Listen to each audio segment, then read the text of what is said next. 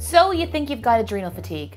I mean, you're so tired that you've been looking for a moisturizer and serum that hides the fact that you've been tired since 1999. And maybe you're wired but tired at night and your irritability is off the charts. Unless you are the pilot telling me that there's turbulence, you don't get to interrupt me. With all these symptoms, maybe you do have adrenal fatigue. Or not. Confused? Don't sweat it. I'm Melissa Ramos, nutritionist with a background in Chinese medicine, and I'm here to help you decipher this entire situation. Are you ready? If so, let's do this.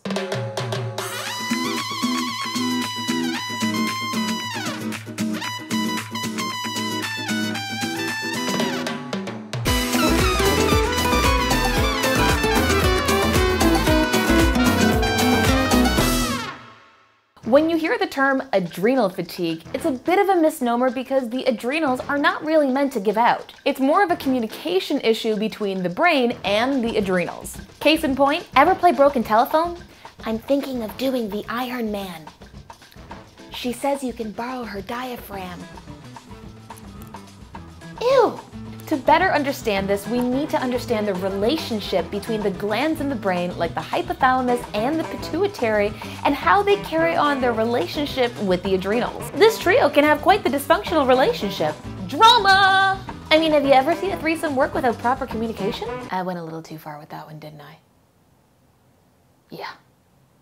Reality is if they're all working together, then the hypothalamus would then tell the pituitary what to do, and the pituitary gland would then tell the adrenals to pump out cortisol, your stress hormone, which is a great thing because then during times of stress, you can get the heck away from the bear that's chasing you. Or in my case, so I can run after the FedEx guy who once again I've missed when he's been trying to buzz up. Damn it, my phone was on silent again. What most people don't realize is that your adrenals aren't the only things that secrete cortisol. So does your fat tissue. And when stress is chronic, the hypothalamus and the pituitary eventually lose sensitivity. This stops the cascade that the hypothalamus and the pituitary gland would otherwise have with the adrenals, and they stop telling them to produce cortisol. It really isn't about the adrenals getting fatigued and checking out. It's actually the communication that goes awry. Now, I know what you might be thinking. What supplements can I take to fix this? Now, while I do list supplements in my free guide, which you can get at the end of this video, they're not gonna be your magic bullet. I mean, you can take all the supplements you want, but are you up watching Netflix past 11 p.m.? But it's my only me time. Yet somehow you expect to feel rested with less than 8 hours of sleep. Yeah, but, and do you scroll through Facebook and Instagram while you're in bed? But I can't sleep. Oh, I get it. There's an anti-fatigue, stress-busting, magical remedy that your phone offers that I'm not aware of. Your body functions off a circadian rhythm. So if you're glued to your devices at night, then all that light and electromagnetic frequency is gonna signal to your brain to stay up. So get off social media and get to bed. Create a bedtime routine an hour before so you can wind down and get some shut-eye. And lastly, I wanna leave you with a tasty snack that will help you when you're feeling tired and looking in the fridge for all of life's answers. This recipe is my coconut matcha cups that is one of my favorite adrenal-loving snacks. You're gonna begin by adding in 1 cup of coconut oil into a bowl and 1 cup of coconut butter.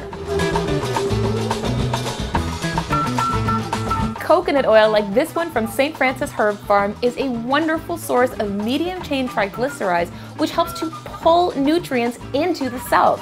It also helps with brain function and helps to assist the thyroid too. Next, you're gonna add in ½ a cup of full-fat coconut milk that's been refrigerated overnight and 1 teaspoon of vanilla extract. Then you'll add in 2 teaspoons of matcha green tea powder, which is rich in the amino acid L-theanine.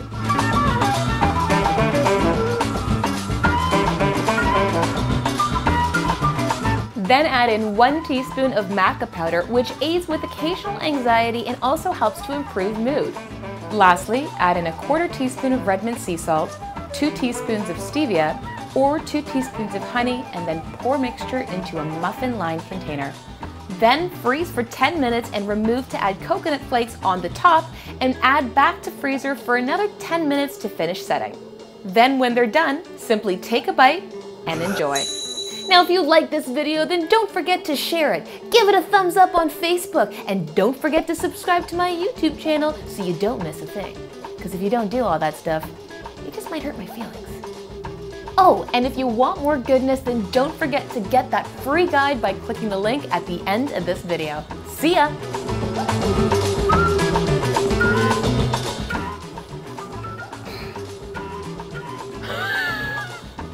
Stop making faces! That's how I look. You married No! me to deal with Ugh. Okay, we're gonna try this again, and you are going to behave! Damn it! I feel how Bobo looks right now.